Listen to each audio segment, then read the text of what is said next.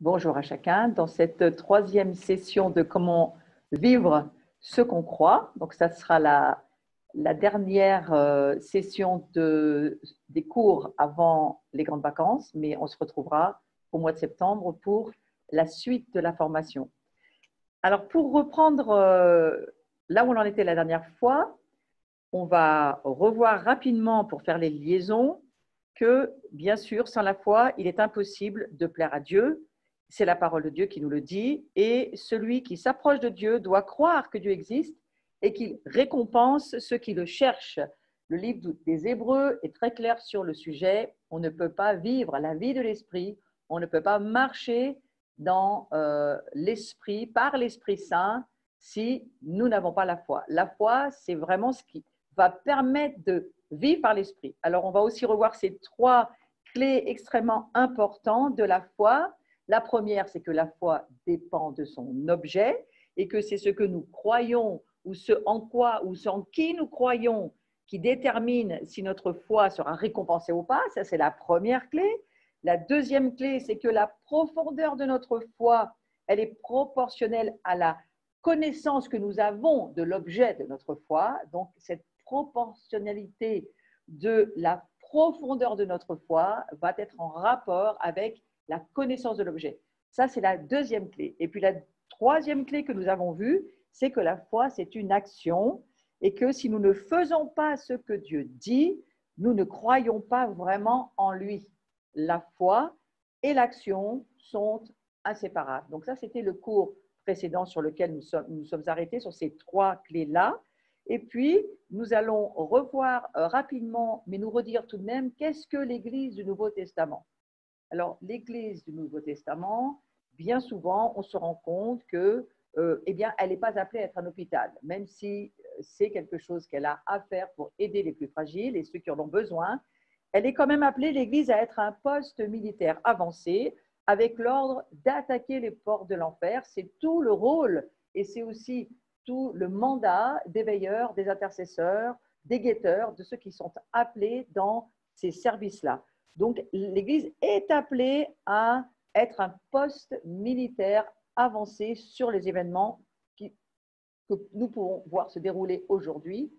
Tous les croyants sont engagés, tous les croyants sont appelés à participer à l'accomplissement d'une grande mission. Et c'est Matthieu 28 qui nous en parle en nous disant « Allez, faites de toutes les nations des disciples, enseignez-les à obéir, baptisez-les au nom du Père, du Fils et du Saint-Esprit. » Donc cette grande mission, c'est l'appel de l'Église pour aller, bien sûr, évangéliser tous ceux qui ne connaissent pas l'Évangile. Donc notre vrai but, c'est d'être des instruments de changement dans le monde par une prise de position. C'est pourquoi je parle d'être un poste militaire avancé. C'est une prise de position aussi spirituelle. C'est une révélation. Le guetteur, il doit saisir, alors qu'il est dans sa tour, alors qu'il est appelé à écouter Dieu, appelé à lire la parole de Dieu. Il est appelé aussi à avoir cette perspective d'être sur un poste parfois qui semble isolé, mais qui est avancé et qui fait vraiment partie de son appel de veilleur. Et puis, on va voir aussi que la marche par la foi, elle est aussi dans l'accomplissement de ce mandat, le fait de marcher par la foi, de parler par la foi, d'avancer par la foi, de voir les choses avec une perspective de foi, et puis bien sûr avec des actes concrets accomplis par Dieu. Donc en cela, nous voyons bien que la foi nous amène à marcher par l'esprit, mais aussi à marcher avec le succès du fait que nous obéissons à Dieu. Donc nous allons nous rendre compte que l'objectif de Dieu pour nous, et avant de parler des directives pour marcher par la foi, on va voir que l'objectif de Dieu pour nous, et c'est important de le comprendre, c'est important pour un guetteur, pour un intercesseur de le comprendre, parce qu'on pourrait parfois se perdre dans le service, dans l'appel ou dans le mandat dans lequel nous sommes impliqués, engagés. Et parfois, ça peut peut-être même nous tourmenter de se dire, est-ce que vraiment je fais suffisamment? Est-ce que je fais les choses comme il faut? Mais on doit se souvenir d'un point, et c'est important en tant que disciple, et c'est important en tant que guetteur, de se souvenir de ceci. L'objectif de Dieu pour nous, avant tout, c'est la croissance de Christ en nous. Quoi que nous fassions, quel que soit le mandat ou l'appel, auquel nous sommes appelés. L'important, c'est de nous souvenir qu'il faut que Christ en moi augmente, grandisse. Donc, c'est ce but, c'est la croissance, pas de mon moi, mais la croissance de Christ en moi. Et alors que Christ grandit, moi, je diminue. Ça se fait d'une façon tout à fait proportionnelle. Donc, accordons notre foi tous ensemble, aujourd'hui, dans ce dernier cours, sur cet objectif. Le Seigneur, nous te prions pour une unité de foi, que chacun d'entre nous puisse s'accorder sur ta parole et se mettre en accord avec elle. Il faut que Christ grandisse en moi. C'est le point vraiment essentiel avant d'aller sur d'autres directives de la marche par l'Esprit. Alors, nous pouvons prier le Seigneur dès le début de ce cours. Nous prions le Seigneur pour une communion spirituelle qui amènera une plateforme de foi. Et tous les guetteurs doivent saisir cette importance d'être sur cette plateforme de foi, sachant qu'une foi corporative, une foi qui travaille avec des guetteurs ensemble, c'est pour ça qu'aujourd'hui, on voit qu'il y a des réseaux qui communiquent, il y a des couloirs spirituels dans lesquels on peut se retrouver et parler. Les connexions Internet aujourd'hui ont été extrêmement importantes, elles le sont toujours, parce qu'elles permettent d'amener une foi corporative, une foi qui permet de monter dans l'autorité parce que nous sommes ensemble. Et que cette foi corporative qui est puissante, elle va permettre à Dieu d'agir dans chacune de nos vies aussi avec puissance. À la fois, les guetteurs ensemble peuvent travailler ensemble sur des objectifs, mais à la fois, il faut se souvenir que Dieu travaille pour chaque cœur individuel du guetteur et que Dieu a un objectif, un but, on ne doit pas l'oublier, c'est que Christ grandisse dans le cœur du guetteur. Éphésiens chapitre 4 nous dit ceci, il y a un seul corps et un seul esprit, un seul Seigneur et une seule foi, un seul baptême, un seul Dieu et Père de tous, qui règne sur tous et qui agit par tous et qui est en tous. Vous voyez, ce en tous est extrêmement important. Donc, il y a de la puissance dans un corps assemblé, dans une même foi. C'est quelque chose que nous ne devons jamais oublier. Les objectifs de Dieu sont très clairs. Quoi que nous fassions, quel que soit notre mandat, quel que soit notre appel, il faut que Christ grandisse en moi. Donc, notre appel et notre service va être aussi utilisé par Dieu pour que nous puissions voir Christ grandir en nous, en chacun d'entre nous. Donc maintenant, nous allons aller sur les directives pour marcher par la foi. Et nous allons voir que quand nous basons notre valeur personnelle sur la réussite de nos plans personnels, notre vie est une longue course sur les montagnes russes de nos émotions. Le seul moyen d'en sortir, c'est de marcher par la foi en se basant sur les vérités de la parole de Dieu. Un des buts du diable, c'est de nous garder enchaînés dans les ténèbres ou de nous transformer en épave émotionnelle. S'il n'y arrive pas, il peut encore essayer de semer la confusion dans ce que nous croyons. Un des buts du diable, c'est vraiment de nous garder enchaînés. Souvenez-vous de ça. Donc, si nous sommes nés à nouveau, on va dire nés d'en haut, nés dans la révélation, comme l'a dit Nicodème, et Jésus lui a répondu à Nicodème, qu'est-ce qu'il faut que je fasse pour naître à nouveau? De naître d'eau et d'esprit. La même chose, si nous sommes nés à nouveau, le diable nous a perdus en ce qui concerne l'éternité, parce que nous savons que nous sommes nés à nouveau, nous savons qui nous sommes en Jésus-Christ. Mais ce n'est pas forcément la fin de tous nos soucis, parce qu'alors le diable peut parfaitement brouiller nos pensées, affaiblir notre foi par des semi-vérités, et il pourra neutraliser notre efficacité pour Dieu. Et bien sûr, ce qui est extrêmement important, il le sait, Satan, mais nous aussi, nous devons le savoir, c'est qu'alors, il pourra freiner notre croissance chrétienne. Et ça, c'est une des stratégies diaboliques. Même encore aujourd'hui, le diable essaiera toujours de freiner la croissance spirituelle du guetteur, de la sentinelle que vous êtes. Il fera tout ce qu'il peut pour que vous ne grandissiez jamais. Vous pouvez être né à nouveau, mais ne pas grandir. Et le but de la parole de Dieu, le but de ce que la Bible nous dit, il faut que nous croissions à tous égards. Donc, c'est extrêmement important d'y veiller. Un veilleur commence par veiller sur sa propre vie, c'est l'essentiel. Dieu veut que nous ayons du succès. que nous soyons heureux et épanouis, mais il est essentiel pour notre maturité spirituelle que ce que nous croyons concernant le succès, la valeur, l'épanouissement, la satisfaction, l'amusement, la sécurité et la paix soit fermement ancré dans les Écritures. Et aujourd'hui, ça va nous permettre de ne pas être confus, mais simplement de marcher dans les directives qui sont les nôtres pour nous qui sommes nés à nouveau et donc qui voulons marcher par la foi. Alors, on va voir le premier, le succès. Le succès, c'est le fait de choisir les objectifs de Dieu. Si vous estimez avoir peu de succès, c'est probablement parce que vous avez du mal à atteindre les objectifs que vous vous êtes fixés. Et vous ne les atteignez pas. Si vous ne les atteignez pas, c'est probablement parce qu'ils ne sont pas bons. Alors nous allons voir que l'objectif de Dieu, un bon résumé pour en parler de cet objectif de Dieu pour nous, ça se trouve dans 2 Pierre au chapitre 1. Moi, je vais vous lire tout l'ensemble, mais sur la vignette, vous n'aurez qu'une petite partie. Mais écoutez ce que dit la parole de Dieu et essayez de suivre au travers de l'écoute. Par sa puissance, en effet, Dieu nous a donné tout ce qu'il faut pour vivre dans l'attachement au Seigneur, en nous faisant connaître celui qui nous a appelés par la manifestation de sa propre gloire et l'intervention de sa force. Ainsi, nous bénéficions des dons les plus précieux et les plus grands que Dieu nous avait promis. Il a voulu par ces dons vous faire participer à la nature divine, vous qui avez fui la corruption que les mauvais désirs font régner dans ce monde.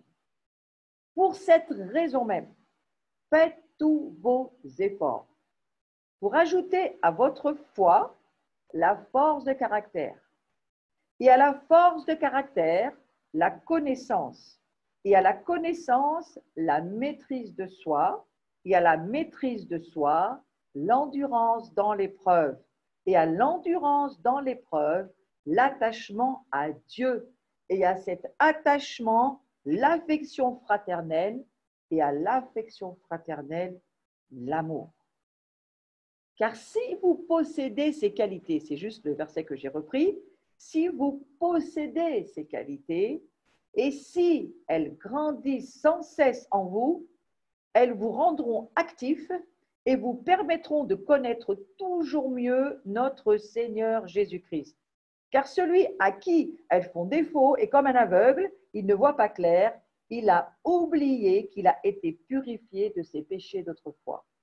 C'est pourquoi, frères, sœurs, puisque Dieu vous a appelés et choisis, redoublez d'efforts pour éprouver dans toute leur force les effets de cet appel et de ce choix. Je vais revenir sur le fait que si vous possédez ces qualités, si elles grandissent sans cesse en vous. Vous voyez, l'objectif de Dieu, ce n'est pas tant le mandat ou l'appel qui est le vôtre, bien qu'il soit important. Un guetteur, c'est important, il a un mandat, il a un appel, et c'est véritablement quelque chose que Dieu a déposé en lui.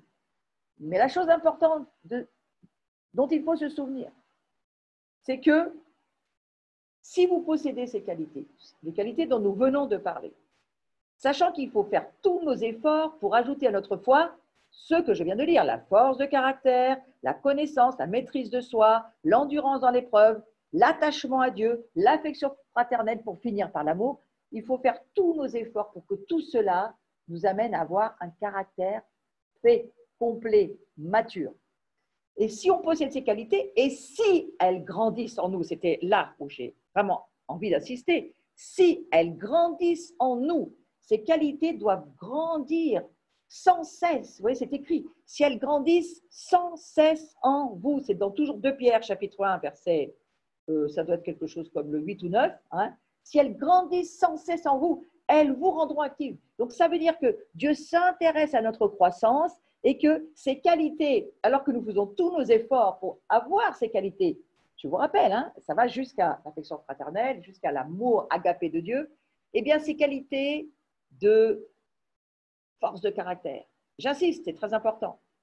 La connaissance, c'est-à-dire l'expérience de la connaissance de Christ, la vérité qui nous a franchis, c'est ça la connaissance révélée de la parole de Dieu, qui amènera de la foi, qui amènera d'avoir encore plus de foi. Pourquoi? Parce que la foi dépend de l'objet, mais l'objet est proportionnel. La foi elle est proportionnelle à la connaissance de l'objet. Plus vous allez avoir de connaissances, plus vous allez avoir de foi, plus vous allez avoir de discernement, plus vous allez grandir. Et alors que nous grandissons sans cesse, donc ces qualités doivent grandir sans cesse en nous et elles vont nous rendre actifs, elles vont nous permettre de connaître toujours mieux notre Seigneur Jésus-Christ. Donc vous voyez, ce succès, il est complètement, simplement dépendant des objectifs que Dieu a pour nous, que nous grandissions. Donc ça, c'était l'affaire sur le succès. Car si vous agissez ainsi, toujours 2 Pierre chapitre 1, verset 10, car si vous agissez ainsi, vous ne tomberez jamais. Vous vous rendez compte, c'est quand même incroyable de lire cela. Si vous agissez ainsi, vous ne tomberez jamais. Je vous laisse un moment y réfléchir. L'objectif de Dieu commence parce que nous sommes sur la base de ce que Dieu a déjà fait pour nous. Donc c'est Christ en moi, il m'amène toutes ces qualités dont je viens de parler. Il faut que je fasse tous mes efforts pour laisser cette force de caractère, cette connaissance, en plus de ma foi, cette force de caractère, cette connaissance, cet attachement à Dieu, cette affection fraternelle, tout l'amour, toutes ces qualités, si je les possède, et je les possède, elles doivent grandir. Et à partir de là, l'objectif de Dieu commence par le fait de, nous le sommes, nous possédons ces qualités. Nous avons Christ en nous, mais il va falloir les faire grandir en nous. Et ça, c'est vraiment important de le comprendre parce que c'est le seul objectif que Dieu a pour nous, c'est de nous voir grandir. Et il me semble que tout le monde n'a pas cette révélation. De savoir, les gens, même les chrétiens souvent, essayent de se rassurer en voyant les conséquences de leur service, essayer d'évaluer leur propre service, de voir si vraiment ils ont rempli le contrat, et ce n'est pas ce que Dieu regarde. Dieu regarde, est-ce que mon fils, ma fille a grandi? Est-ce qu'il y a quelque chose qui se développe de moi dans sa vie? Est-ce qu'elle est en train de grandir spirituellement? Ça, c'est vraiment l'objectif de Dieu. Donc, on le voit dans ce texte, et Pierre le dit d'une façon magistrale. Dieu nous a donné tout ce qu'il faut pour vivre dans l'attachement au Seigneur. La justification a déjà eu lieu, la sanctification a déjà commencé. Nous participons à la nature divine et en le faisant, la corruption fuit. C'est tout dans le texte que je viens de vous lire. Parce que nous participons à la nature divine, parce que nous agissons par la foi, en qui nous sommes en Christ, la corruption disparaît. Et on n'a pas à se battre contre la corruption. Si nous agissons, nous obéissons à Dieu, nous grandissons dans ce que Dieu est en nous, la corruption, elle fuit. Le fait que nous participons à la vie divine permet à Christ de grandir en nous. C'est notre participation à la nature divine de Christ en nous qui fait que nous, alors que nous participons, Christ grandit. Et que le fait de grandir, Christ en nous, nous amène à diminuer. Donc, tout ce qui est corrompu, tout ce qui est ébranlable, tout ce qui ne fait pas partie du royaume de Dieu, diminue parce que Christ grandit en nous. Mais ne mettez jamais ce verset à l'envers. Ne dites jamais, il faut que je travaille à diminuer pour que Dieu grandisse, parce que ça, ce n'est pas biblique. Et que cela, ça deviendra une propre justice, une œuvre humaine, et ça ne marchera pas, et vous serez excessivement déçus. Donc, l'affirmation, il faut qu'il croisse et que je diminue, Jean chapitre 3, verset 30, il faut qu'il croisse et que je diminue. C'est extrêmement important pour comprendre comment la corruption fuit de notre vie déjà. Il faut respecter l'ordre des mots. Et je reviens sur cette vignette, c'est à mesure que nous chercherons l'accroissement de Christ en nous que nous allons diminuer. À mesure que nous chercherons l'accroissement de Christ en nous. Alors souvenez-vous, les guetteurs, les sentinelles, souvenez-vous de ce verset de 2 Pierre, chapitre 1. Tout ce début de 2 Pierre, extrêmement important, parce que nous avons là tout ce qu'il nous faut pour pouvoir grandir et avoir une directive extrêmement importante de comment marcher par l'esprit, par la foi. C'est à mesure que nous participons à la vie divine que les ténèbres fuient. La passion pour Jésus-Christ, le Fils de Dieu, va déplacer cet intérêt égoïste qui nous a tellement handicapés. Et une des clés se trouve dans Galates chapitre 2, verset 20. Je suis crucifié avec Christ. Ce n'est plus moi qui vis, c'est Christ qui vit en moi. Mais ne vous crucifiez pas vous-même.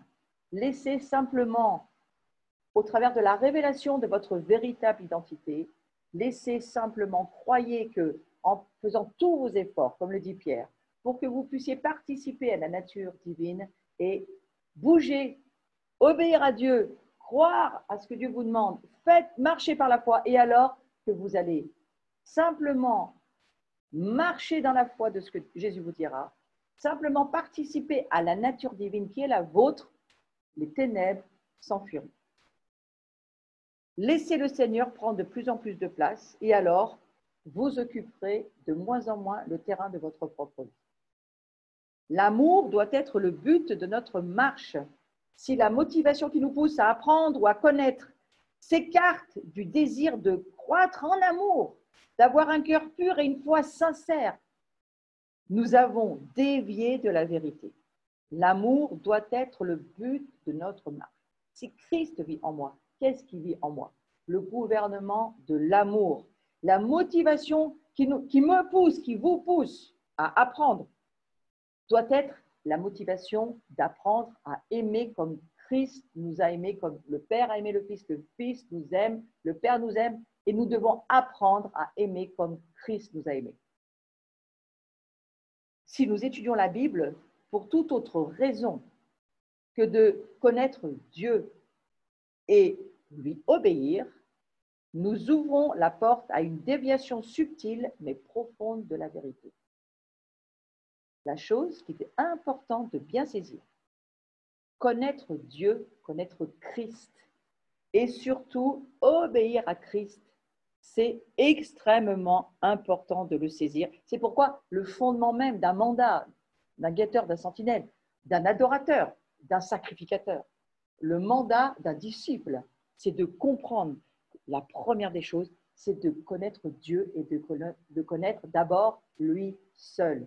Et il me semble que la saison de réinitialisation dans laquelle nous nous sommes trouvés, alors qu'il y a eu ces ténèbres qui sont abattues sur la terre au travers de cette pandémie, nous n'allons pas regarder la pandémie parce qu'elle est là pour beaucoup de raisons que nous pouvons comprendre.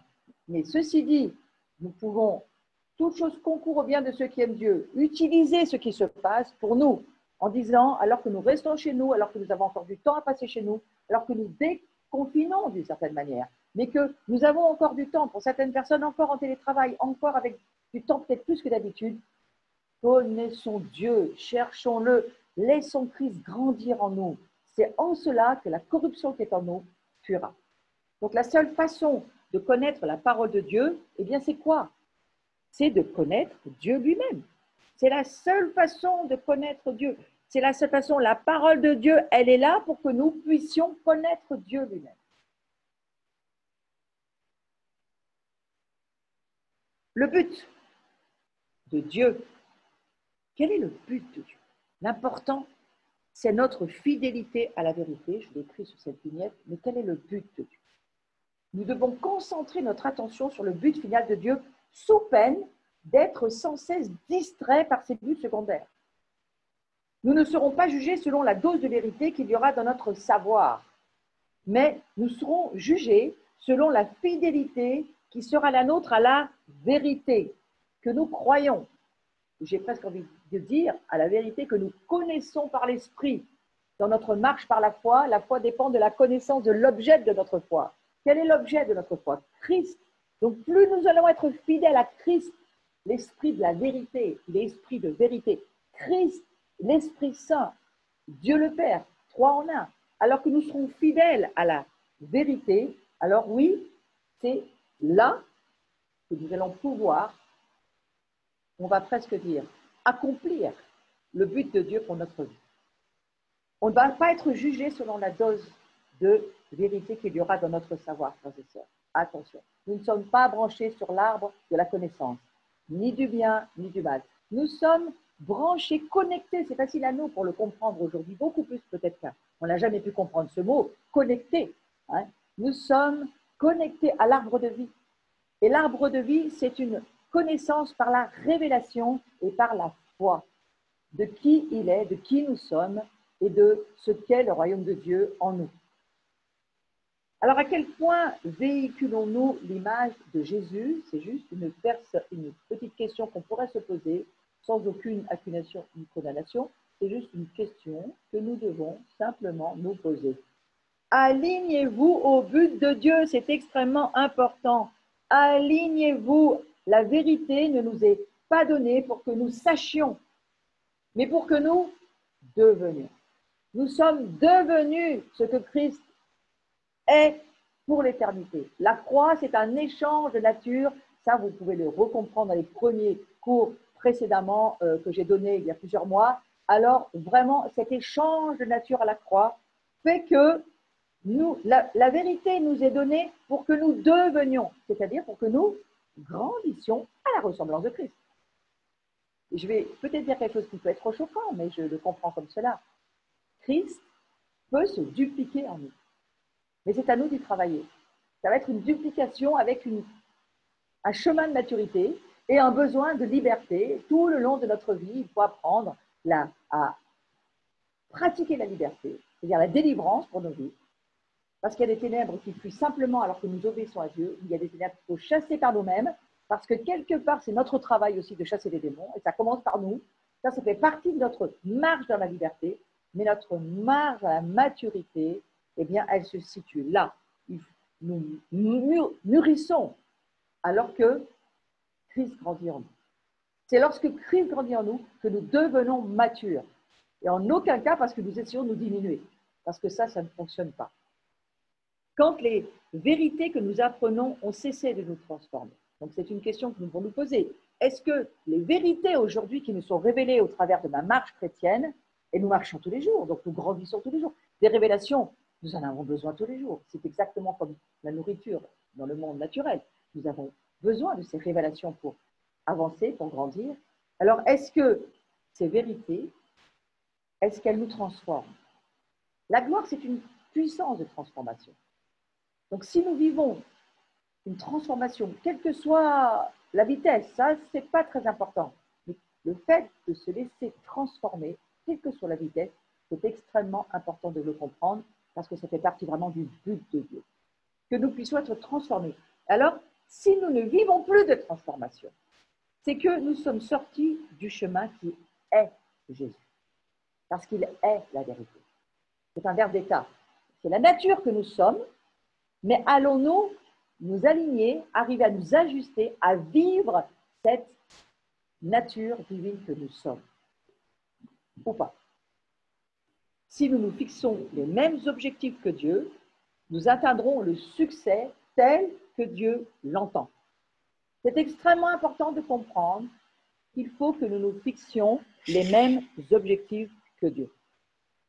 Ayons les mêmes objectifs que Dieu. Comprenons que l'importance pour les chrétiens que nous sommes, les guetteurs que nous sommes, l'important, frères et sœurs, c'est qu'ils grandissent en nous, que Christ grandisse en nous. Donc notre tâche principale dans la vie, ça consiste à adopter les objectifs de Dieu pour notre être intérieur. Quels sont ces objectifs? Voyons-les rapidement. La pureté morale, on l'a lu dans 2 Pierre, chapitre 1. La force de caractère, la connaissance, la maîtrise de soi, l'endurance, l'attachement à Dieu, l'affection fraternelle, l'amour chrétien et surtout de les mettre en pratique dans notre vie. Donc tout cet ensemble des objectifs de Dieu que nous devons adopter, Christ nous a adoptés, alors nous devons adopter les objectifs du Père, notre Père, Dieu. Et ces objectifs, eh bien, c'est que notre être intérieur puisse voir une transformation à la ressemblance de son propre Fils. Si nous gardons les yeux fixés sur les objectifs de Dieu, vous pouvez être assuré du succès. Vous connaîtrez le succès de votre croissance dans le royaume de Dieu. Pierre promet que si ces qualités augmentent dans notre vie par la pratique, c'est surtout ça qu'il faut retenir, nous serons utiles, nous porterons du fruit et surtout, voilà où se situe le succès, nous ne tomberons jamais. Waouh, comme c'est important de le comprendre. Notre valeur se base sur notre identité en Christ et sur notre croissance intérieure. Notre valeur personnelle ne dépend pas de nos capacités ou de nos dons. En aucune manière, nous en dépendons. Alors, le succès selon Dieu, Josué, chapitre 1, nous dit ceci, simplement, prends courage et tiens bon pour veiller à toute la loi que mon serviteur Moïse t'a prescrite, sans t'en écarter ni d'un côté ni de l'autre. Alors, tu réussiras dans tout ce que tu entreprendras. Voyez-vous ce terme veiller pour un veilleur, pour un guetteur?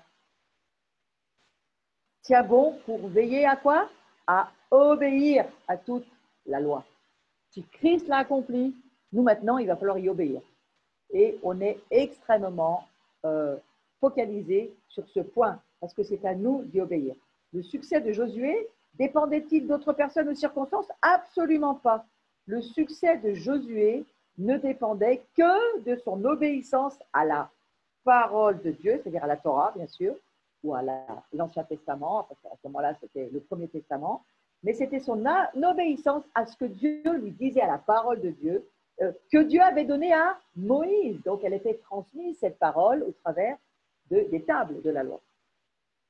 Voilà le modèle que nous devrions imiter. Accepter l'objectif de Dieu pour notre vie et le suivre dans l'obéissance. Voilà le succès pour nous qui sommes fils et filles de Dieu nés d'ange. Si Josué croyait à ce que Dieu lui avait dit et faisait ce que Dieu lui avait dit de faire, alors il aurait du succès. Et le succès de la conquête de Jéricho, c'est un exemple du succès selon Dieu. Donc si vous avez autour de votre vie des forteresses qui vous semblent infranchissables, invincibles, des murs devant vous, vraiment mais des obstacles à votre marche par la foi, souvenez-vous que votre succès, ce n'est pas le fait de faire tomber vos murs, c'est le fait que vous grandissiez en Christ en faisant simplement ce que Josué faisait, c'est-à-dire que, eh bien, il faisait ce que Dieu lui demandait de faire. Et ce que Dieu nous demande de faire, les buts de Dieu, je vous le redis, c'est que Christ grandisse en toi, en vous, et que nous puissions, à ce moment-là, juste à ce moment-là, parce que Christ grandit en nous, alors nous allons diminuer. Nous allons voir maintenant la valeur selon Dieu. Nous avons vu le succès, maintenant nous allons voir la valeur. Si nous voulons avoir plus de valeur, nous devons concentrer notre énergie sur des activités qui ont de la valeur, celles qui durent pour l'éternité. La valeur d'un acte dépend du temps qu'on y consacre. Ce qui est oublié dans le temps a peu de valeur. Si vous voulez que votre vie ait de la valeur, consacrez votre énergie à des activités importantes, celles qui subsisteront pour l'éternité. On a 1 Corinthiens qui nous aide à comprendre cela, au chapitre 3, verset 14. Si l'œuvre bâtie par quelqu'un subsiste, il recevra une récompense. Le mot subsiste, c'est le plus important, c'est le mot-clé. Si nous avons la tentation de nous sentir insignifiants, comprenons, il n'y a pas d'enfant de Dieu insignifiant. C'est un mot qui n'existe pas dans le royaume de Dieu. Rien ni personne n'est insignifiant dans le royaume.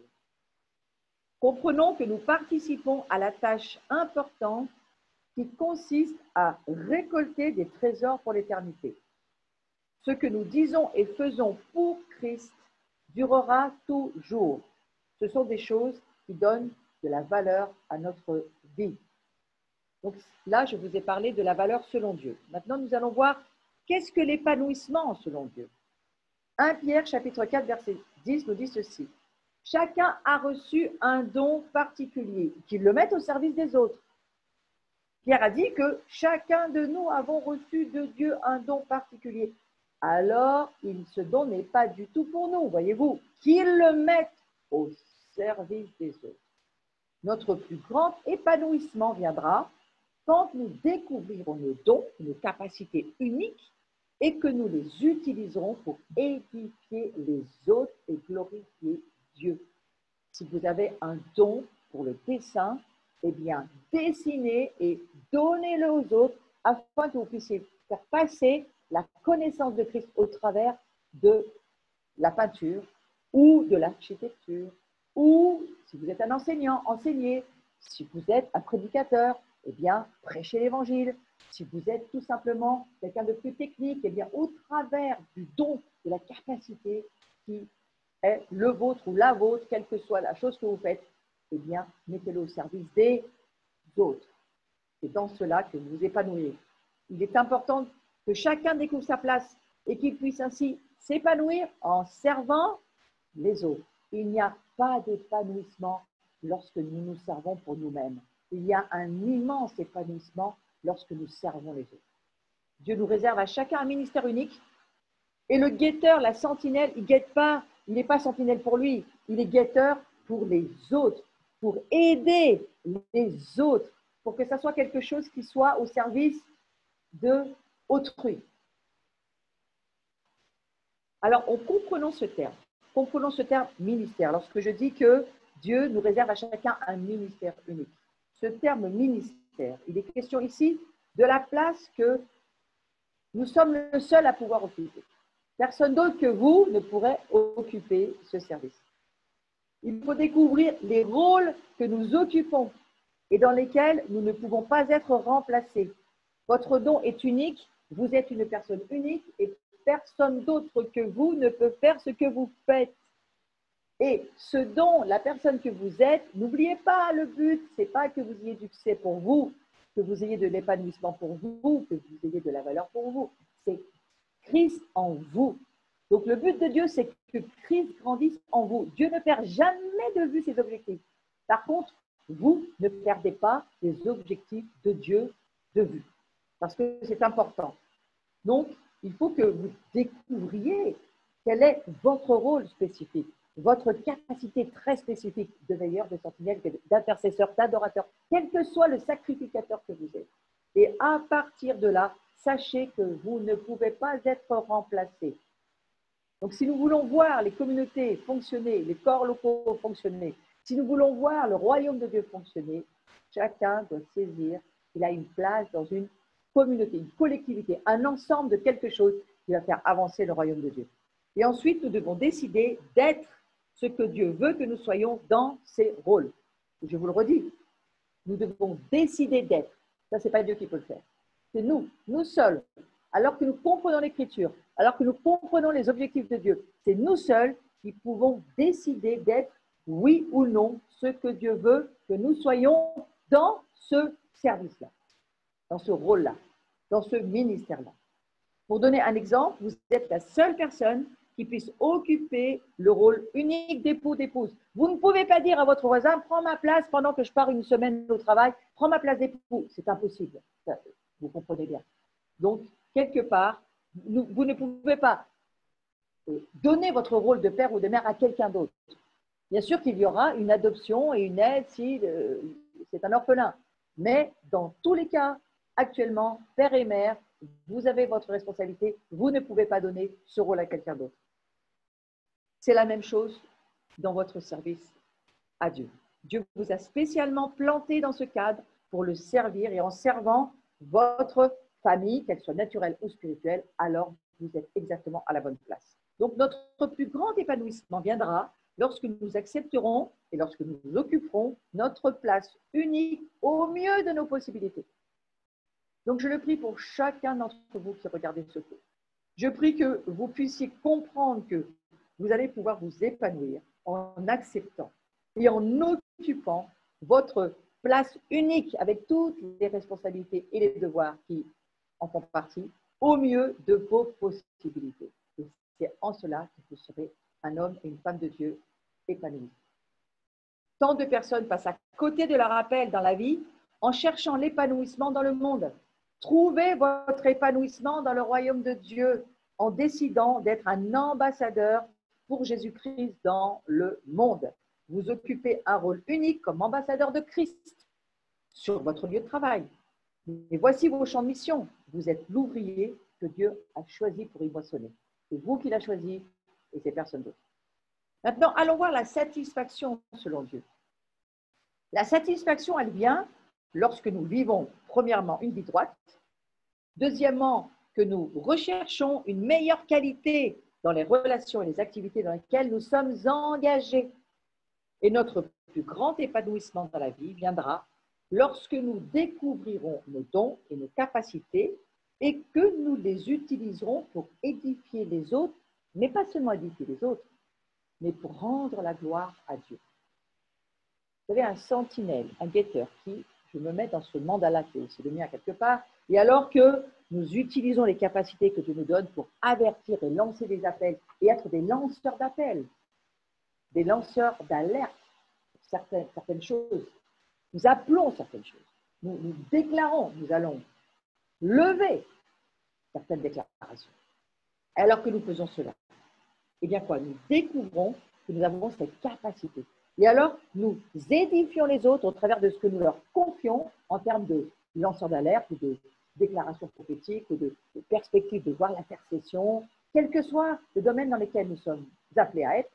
Et alors, à partir de là, lorsque nous l'avons fait, nous rendons la gloire à Dieu. Parce que ce n'est plus à nous, c'est à Dieu. Et c'est en cela qu'il y a une satisfaction là qui vient. La satisfaction vient lorsque notre vie est droite et que nous cherchons la meilleure des qualités dans les relations, les activités dans lesquelles nous sommes engagés. Je vais aller sur cette idée de obtenir une plus grande satisfaction en faisant bien un petit nombre de choses. C'est beaucoup mieux de faire bien un petit nombre de choses que de faire de nombreuses choses superficiellement et à la... Donc, recherchons la qualité, la meilleure qualité dans la relation et dans les activités dans lesquelles nous nous trouvons. La satisfaction personnelle ne vient pas en élargissant nos responsabilités, mais en approfondissant un engagement envers la qualité. Regardez Jésus, il avait 12 disciples, et il aurait pu en avoir des centaines de milliers, c'était Dieu. Non, 12 disciples, ils cherchent une relation, mais de qualité, qualité relationnelle.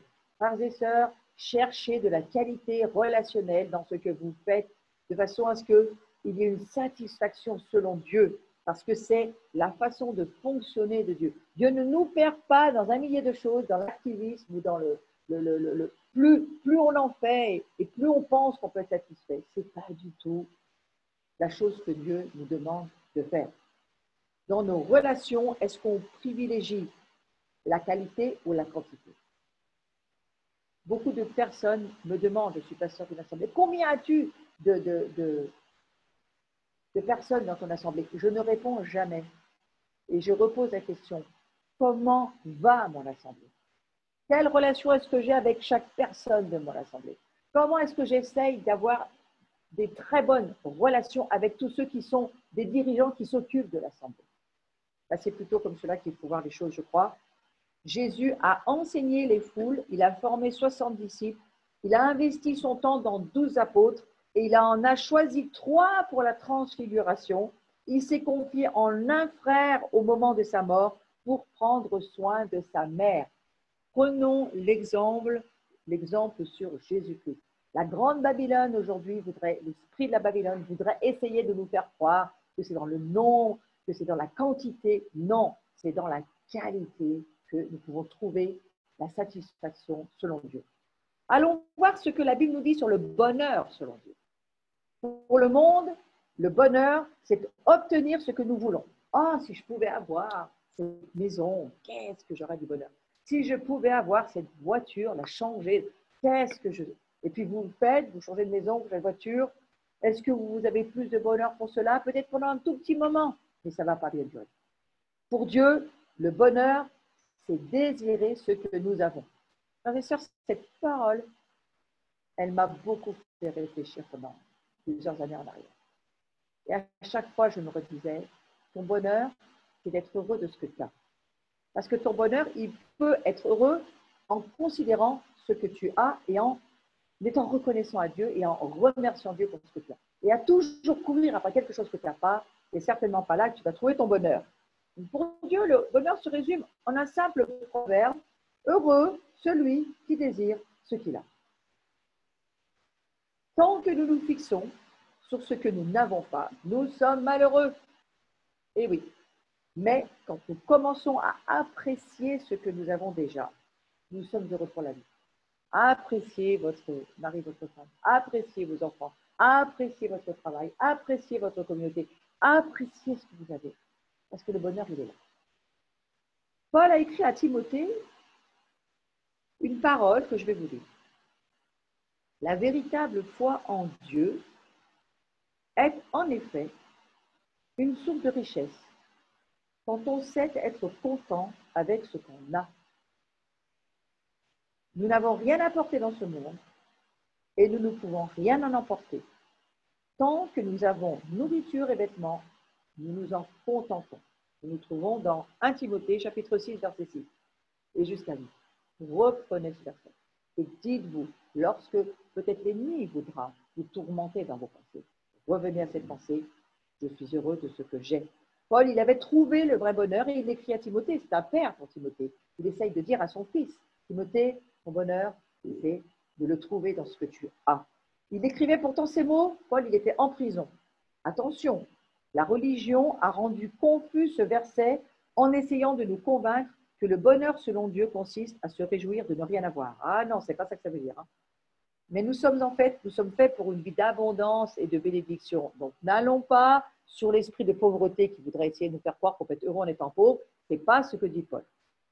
Désirer ce que nous avons ne concerne pas les choses matérielles. On peut s'attendre à une guérison, à un changement dans notre vie, en faire un objectif de bonheur. Mais le temps de Dieu n'est souvent pas le nôtre et ces choses viendront en son temps. En fait, nous avons déjà tout pour nous rendre heureux, on va dire pour toujours. Nous avons Christ, peut-être être heureux pour tout. Nous avons Christ, nous avons la vie éternelle. Nous avons un Père céleste qui nous aime, qui a promis de subvenir à tous nos besoins. Il a promis. Si nous voulons être heureux, apprenons à être reconnaissants pour ce que nous avons et à ne pas être avides de ce que nous n'avons pas. On va encore voir une des directions pour marcher par la foi, parce que l'amusement, on n'en parle pas souvent dans les églises, mais je crois qu'il faut peut-être aborder ce sujet rapidement. L'amusement, selon Dieu, c'est quoi? Êtes-vous un chrétien qui s'amuse? L'amusement, c'est une spontanéité, et pour cela, il nous faut être libre des apparences et de ce que vont bien pouvoir penser les autres. La plus grande inhibition pour le chrétien, c'est cette tendance humaine à vouloir préserver les apparences. Si vous faites partie d'une communauté, d'une église, vous savez de quoi je parle. Nous ne voulons pas que ce comportement ait l'air déplacé. Nous ne voulons pas baisser dans l'estime des autres. Et nous étouffons donc notre spontanéité en la cachant sous une fausse politesse ou, je dirais presque, sous un masque religieux. Et nous voulons, bien entendu, plaire aux autres. Mais Paul, il suggère que tous ceux qui vivent pour plaire aux autres, eh bien, il suggère une chose, Paul, très spécifique. Il dit qu'ils ne servent pas Christ. Et maintenant, est-ce la faveur des hommes que je désire ou celle de Dieu? Est-ce que je cherche à plaire aux hommes? Si je plaisais encore aux hommes, je ne serais pas serviteur du Christ.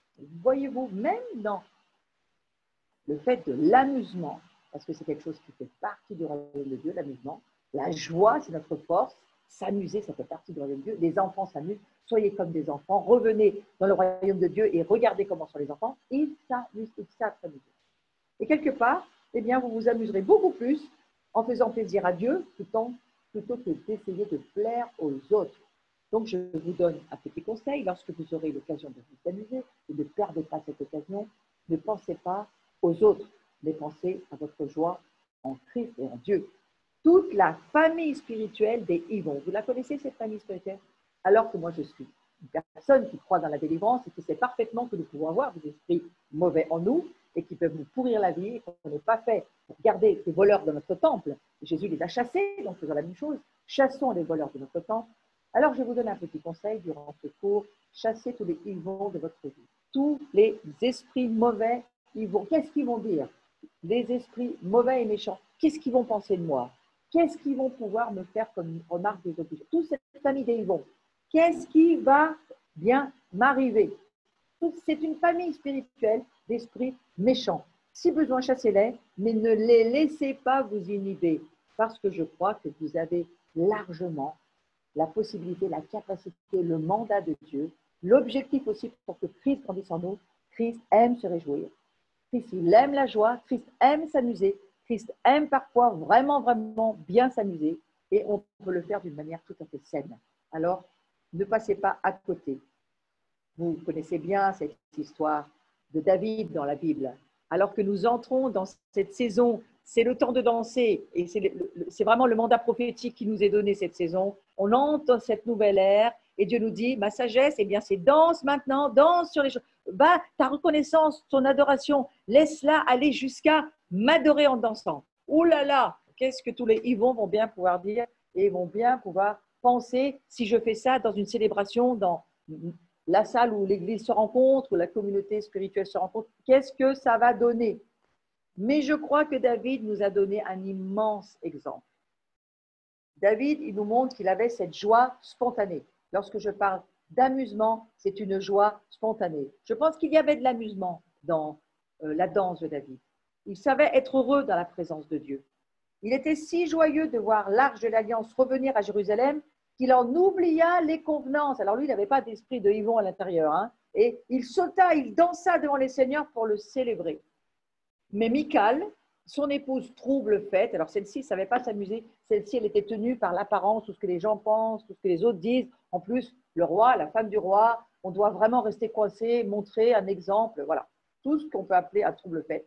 Elle pensait que son comportement ne convenait pas à un roi. Et elle le lui dit avec un certain mépris. Mais David lui répondit qu'il n'en avait que faire. Et il continua à danser pour son Dieu. En réalité, qu'est-ce qu'il a montré, David? Il a montré que sa joie, l'amusement, le fait d'être heureux, d'avoir de l'amusement en lui, parce que Dieu lui donnait tellement de joie, il montre qu'il danse pour Dieu, il ne danse pas pour les autres. Il danse juste pour Dieu et encore moins pour sa femme. Donc, voyez-vous, c'est une grande leçon. Ne faites pas, si vous vous amusez, si vous avez de la joie, vous êtes heureux, ne faites pas ça pour les autres. Mais ne pensez pas, ne vous laissez pas limiter par les autres. Mais faites-le pour Dieu. En fin de compte, Michal a été jugé par Dieu dans cette histoire, et pas David. Dieu a jugé la trouble faite, il n'a pas jugé celui qui faisait la fête. Donc, soyez des personnes qui savaient vivre la fête et laissez cet esprit de joie, d'aimer la fête, vivre la fête, vous envahir. Maintenant, nous allons voir, pour finir, on a presque fini, la sécurité selon Dieu. Les secrets pour vivre en sécurité consistent à dépendre des choses qui sont éternelles et non de celles qui sont temporelles. Les chrétiens sont souvent dans l'insécurité parce qu'ils dépendent des choses temporelles qu'ils ne peuvent pas maîtriser. Alors là, on est dans le bon sujet avec ce qui se passe avec ce fameux coronavirus et toute cette histoire de pandémie mondiale. Hein, on est dans le sujet. Si vous vous appuyez sur votre argent pour avoir la sécurité matérielle, hein, plutôt que de dépendre de Dieu, qui promet de subvenir à tous vos besoins, vous risquez d'être déçu et certainement trompé à la fin. Si vous placez votre sécurité dans toutes ces mesures barrières, oui, bien sûr, il faut le faire, mais est-ce que votre sécurité est totalement avec les mesures barrières? Non, certainement pas. Une des grandes sécurités qu'il nous faut avoir en nous, c'est que le sang de Christ, comme à la Pâque, nous garde de la mort, de l'esprit de mort, de tout ce que Satan veut nous faire subir. Et au travers de là, nous dépendons de notre foi, dans l'objet de notre foi, c'est Dieu le Tout-Puissant. Et alors que nous dépendons, notre foi dépend de l'objet de notre foi, et que notre foi, elle est proportionnelle à la connaissance de l'objet de notre foi. Alors nous voyons bien que Christ grandissant en nous, nous serons de plus en plus en sécurité, parce que notre sécurité va beaucoup dépendre de notre foi. Et notre foi, elle va beaucoup dépendre de la connaissance de l'objet de notre foi. Jésus a dit que nous avons la vie éternelle et que rien ne peut nous arracher de sa main. Il a encore dit, mes brebis entendent ma voix, je les connais, elles me suivent, je leur donne la vie. La vie éternelle, c'est très long, hein. Elles ne périront jamais. Personne ne les ravira de ma main. Là, nous sommes dans Jean 10. Paul déclare que rien ne peut nous séparer de l'amour de Dieu en Christ. Qui nous séparera de l'amour du Christ? Romains 8. Sera-ce la tribulation? Elle est en train d'arriver. Ou la faim? Attention, la crise économique qui est à notre porte, si elle n'est pas déjà là. La nudité, le péril, l'épée, avec tout ce que l'on entend au travers de l'autre religion. Car j'ai l'assurance que ni la mort, ni la vie, ni les anges, ni les dominations, ni les choses présentes, ni les choses à venir, ni les puissances, ni la hauteur, ni la profondeur, ni aucune autre créature ne pourra nous séparer de l'amour de Dieu manifesté en Jésus-Christ, notre Seigneur. Il s'est donné du mal, Paul, pour écrire tout ça. Il aurait pu dire qu'une seule ligne. Il en a dit au moins 6. Pourquoi? Parce qu'il veut nous faire comprendre que véritablement, notre sécurité, elle est en Dieu. Donc, notre foi dépend de l'objet de notre foi. Elle est proportionnelle à la connaissance de l'objet de notre foi. Donc, c'est extrêmement important. Ne passez pas trop vite sur cet endroit-là. Dites-vous bien, votre foi, c'est important dans cette saison. Si Jésus revient, est-ce qu'il va encore trouver de la foi dans votre cœur? Est-ce qu'il y a de la foi dans votre maison? Est-ce qu'il y a de la foi dans votre façon de vivre? Parce que c'est extrêmement important. Nous sommes scellés en lui par le Saint-Esprit. Éphésiens chapitre 1, verset 13. En lui, vous aussi, après avoir entendu la parole de vérité, l'évangile de votre salut, en lui, vous avez reçu et vous avez été scellés du Saint-Esprit qui avait été promis, lequel est un gage de notre héritage, pour la rédemption de ceux que Dieu s'est acquis pour célébrer sa gloire. Quand nous nous confions dans les choses temporelles, nous risquons toujours de connaître l'insécurité. Parce que ces choses sont sujets à changement et donc à déception. Le plus grand sentiment de sécurité nous vient lorsque nous nous accrochons aux valeurs et aux relations qui dureront aussi longtemps que Dieu lui-même. Alors, essayez de voir combien de temps Dieu va durer. Et puis, on va finir par cette dernière directive de l'Esprit, tellement importante aujourd'hui, tellement importante pour les jours qui sont devant nous, tellement importante pour la fin de cet âge. La paix selon Dieu. La paix avec les autres ne dépend pas que de nous. Elle n'est donc pas un objectif selon Dieu. C'est quelque chose qui dépend des autres. Pour connaître la paix, il faut comprendre qu'il s'agit principalement d'une attitude intérieure. Et où la chose qui est importante, c'est la paix en nous, la paix de Christ en nous. Elle ne peut, en termes d'objectif selon Dieu, c'est alors que Dieu qui est en nous, lui veut développer, faire croître le Christ qui est en nous, la paix du Christ qui est en nous. Donc la paix avec Dieu, c'est quelque chose que nous avons déjà. Disons-le. Romains chapitre 5, verset 1. Étant donc justifiés par la foi, nous avons la paix avec Dieu par notre Seigneur Jésus-Christ, à qui nous devons d'avoir eu par la foi accès à cette grâce dans laquelle nous demeurons fermes et nous nous glorifions dans l'espérance de la gloire de Dieu. Donc, ce n'est pas quelque chose que nous nous efforçons d'obtenir. Il faut comprendre, je redis que la paix, il faut comprendre qu'il s'agit principalement d'une attitude intérieure. C'est la paix intérieure. Ce royaume inébranlable, Dieu est en train d'y travailler. Il veut pouvoir voir en nous son royaume inébranlable. Donc, cette paix du Christ inébranlable en nous, ce n'est pas extérieur, ça ne dépend pas des autres, c'est en nous. Le royaume est en nous. Et cette paix, elle doit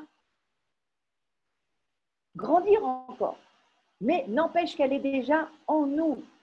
Et relisons bien ce verset de Romains chapitre 5. Nous avons la paix. Nous l'avons. Il faut absolument l'entendre par le Saint-Esprit. Nous avons la paix avec Dieu par Jésus-Christ. Cette paix, c'est Jésus qui nous permet de l'avoir parce qu'au travers de l'échange de la croix, alors qu'il nous donne sa nature, nous ne sommes plus des pécheurs, nous sommes des saints, reprenons tout le cours, alors que nous savons que nous sommes dépendants du dernier Adam, alors que nous sommes rachetés, sanctifiés, justifiés, nous avons absolument tout. Nous sommes glorifiés au travers de Jésus-Christ. Nous avons la paix avec Dieu. Ça, c'est la chose que Dieu voudrait vous donner. Et la Bible vous dit, non, vous l'avez. Alors, qu'est-ce qu'il vous faut? De la foi. Pour croire ce que Dieu dit que vous avez et qui est en vous. Ce n'est pas quelque chose que nous nous efforçons d'obtenir. Notre rébellion avec Dieu est terminée. Nous sommes éternellement en paix avec lui. La paix de Dieu, voilà ce que nous devons nous approprier tous les jours dans notre vie intérieure, au milieu des tempêtes qui font rage dans le monde extérieur. Que pourrait dire un guetteur sur ce sujet? Il se mettrait en haut de sa tour, dans le lieu secret où Dieu est déjà là. C'est ce que nous dit la parole de Dieu. Dieu est déjà là, dans ce lieu secret, et Dieu vous dit, en termes de sacrificateur, de guetteur, d'intercesseur, de sentinelle, Dieu vous dit, je vous laisse la paix, je vous donne ma paix, je ne la donne pas comme le monde donne, que votre cœur ne se trouble point et ne s'alarme point. Un guetteur ne doit en aucun cas être dans le trouble. Vous voulez entendre les avertissements de Dieu, vous voulez commencer à voir ce qui est en train déjà d'arriver, vous voulez comprendre les choses qui sont en train de venir.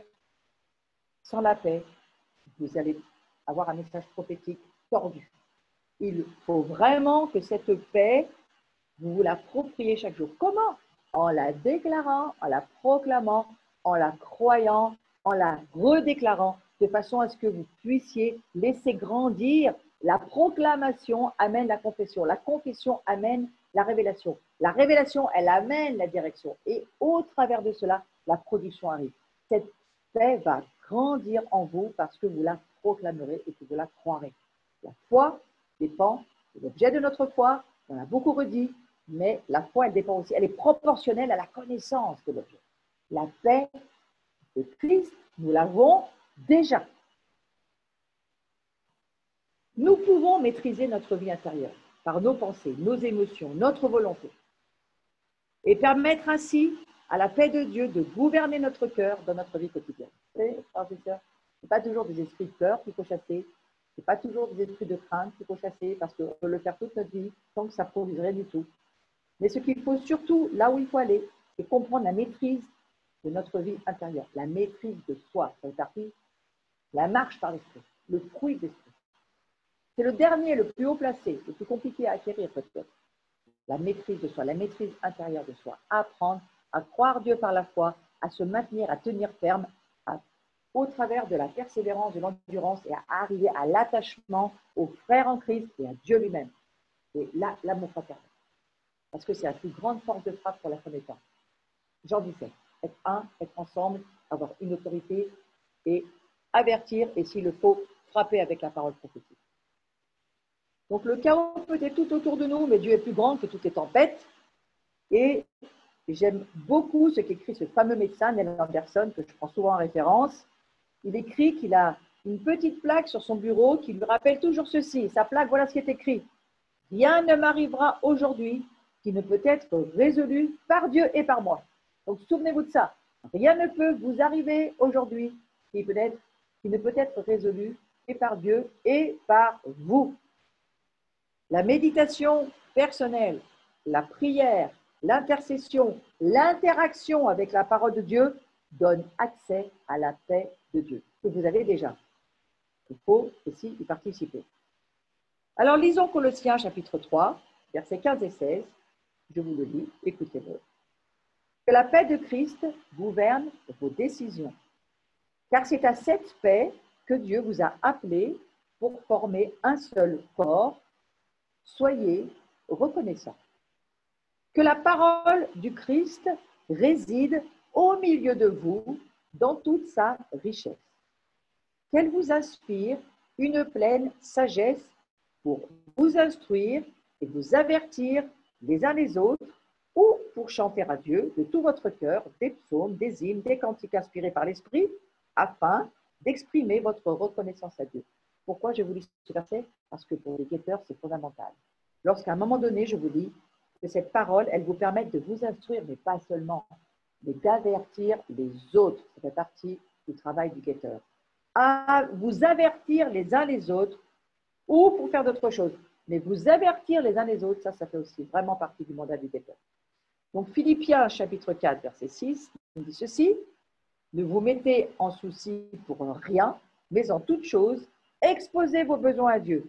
Adressez-lui vos prières et vos requêtes en lui disant aussi votre reconnaissance. Alors, la paix de Dieu, qui surpasse tout ce qu'on peut concevoir, gardera votre cœur et votre pensée sous la protection de Jésus-Christ. Ne vous mettez pas en souci, c'est numéro 1. Exposez vos besoins. C'est le numéro 2. Pas de souci, mais exposez vos besoins à Dieu, pas aux autres. Le guetteur, il n'expose pas ses besoins aux autres dans un premier temps. Il arrive à maturité, il va exposer ses besoins à Dieu. Il va commencer à prier, à adresser ses requêtes, à avoir une relation avec Dieu extrêmement importante. Et alors, en disant à Dieu toutes ces choses, avec un cœur reconnaissant, la paix de Dieu qui surpasse tout gardera le cœur du guetteur, va garder ses pensées sous la protection de Jésus-Christ. Et c'est en cela que le guetteur trouve un équilibre. Conclusion, nous allons finir avec cela. Ce que nous croyons détermine la manière, façon dont nous marchons. Ce que nous croyons. Tout ce cours sur la marche par la foi se résume dans cette phrase. Ce que nous croyons détermine la façon dont nous marchons. Nous pouvons être d'accord avec ce que dit la Bible, mais tant que notre comportement ne change pas, ce n'est qu'une adhésion intellectuelle, ce n'est pas la foi. Souvenez-vous, nous sommes sur un cours qui parle de marcher par la foi et de mieux vivre ce que nous croyons. Donc les actions révéleront toujours ce que quelqu'un croit. Alors examinez votre marche par la foi en comparant ce que vous croyez avec ce que la Bible dit dans ces 8 catégories et découvrez les domaines où vous avez manqué la cible. Ces 8 choses que nous venons de voir et revoyez le succès, la valeur, l'épanouissement, la satisfaction, le bonheur, l'amusement, la sécurité, la paix. Toutes ces choses, revoyez-les avec ce que la Bible dit et au travers de ces 8 catégories, vous allez pouvoir laisser grandir Christ. Êtes-vous prêt à changer ce que vous croyez pour remettre votre marche par la foi au centre de la cible, c'est-à-dire de la parole de Dieu? Seul votre cœur peut y répondre. Souvenons-nous que pour grandir dans notre marche chrétienne, nous devons apprendre à marcher par la foi jour après jour. La foi, c'est le moyen par lequel Dieu veut que nous vivions. Nous pouvons vivre par la foi, c'est-à-dire vivre comme Dieu veut. C'est ça que ça veut dire.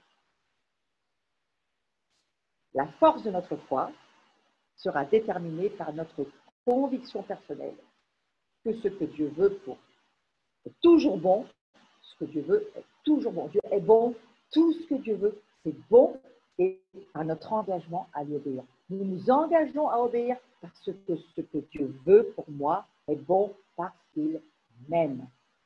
Donc notre nouvel être désire vivre dans la dépendance d'un Dieu qui nous aime, qui m'aime et suivre le plan de Dieu. Mais nous avons emporté avec nous toutes les habitudes, tous les modèles de la chair du passé. Alors attention, parce que Satan et ses démons essayent activement de nous détourner de ce plan divin et de notre marche par la foi. Ça, c'est la chose que Satan veut faire. Il est infatigable, il va déployer tous ses efforts pour installer ses plans et tous ses stratagèmes. Au cœur de la bataille, dans nos pensées, se trouve le conflit entre vivre par la foi, selon ce que Dieu veut, et vivre ce que l'homme veut, la chair veut, mon ancien moi veut, en suivant le monde, la chair et bien entendu le diable. Alors, en fait, vous êtes celui qui va déterminer. Oui, j'ai mis une coupe, parce qu'il y a une course, et comme dira Paul, il faudra gagner la course. En fait, vous êtes celui qui va déterminer qui sera le gagnant dans chaque bataille. Souvenez-vous, la guerre est déjà gagnée par Jésus-Christ. Voilà, j'ai terminé ce cours sur comment vivre ce que l'on croit et mieux le vivre, bien sûr, au travers de la marche par la foi. Et nous allons nous quitter sur la fin de ce cours. Et je vous souhaite à chacun de grandir pendant tout ce temps de l'été et pouvoir être dans un temps, pour certains en tous les cas, un petit peu d'arrêt, de nouveau un temps d'une pause, et bien que vous puissiez marcher par la foi et que vous puissiez grandir, laisser Christ grandir en vous. C'est vraiment ma prière pour vous avant que nous nous retrouvions au mois de septembre. Voilà, je veux juste remercier tous ceux qui me soutiennent dans ces cours. J'ai des personnes qui me soutiennent à la fois en priant pour mes propres cours et pour moi-même. Alors, merci pour tous les guetteurs, les sentinelles, les adorateurs, les sacrificateurs qui prient pour que je puisse continuer ces cours à la rentrée. Je vous remercie beaucoup. Continuez de prier pour moi, c'est important. Et puis, je remercie tous ceux qui me soutiennent financièrement, qui m'ont soutenu, qui continuent à le faire, parce que ça me permet aussi de continuer, de m'améliorer dans bien des domaines et d'améliorer le service qui porte ce travail. Donc, voilà, soyez-en remerciés. Si vous voulez continuer à me soutenir, vous pouvez le faire toujours. Vous allez sur le site de l'Abri, www.abri-vcf.com, et vous pouvez trouver sur la page d'accueil toutes les diverses manières de pouvoir donner, soit par PayPal, soit par virement bancaire, soit par chèque. Je vous remercie. C'est excessivement important, en tous les cas pour moi, de vous dire merci. Passez un très, très bel été et je vous retrouve à la rentrée.